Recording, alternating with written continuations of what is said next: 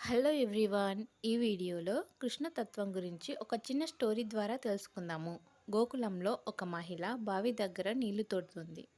కుండ నిండగానే ఎవరైనా ఆ కుండ తల మీద ఎత్తి పెడతారేమో అని అటు ఇటు చూసింది. అటుగా వెళ్తున్న శ్రీకృష్ణుడు కనిపించాడు. అప్పుడు కృష్ణ కృష్ణ అని పిలిచింది. కృష్ణుడు వినిపించినట్టుగా వెళ్ళిపోయాడు. ఈయనకు ఏమైంది అనుకుంటూ ఎలాగోలా కుండ ఎత్తుకొని ఇంటికి చేరుకుంది.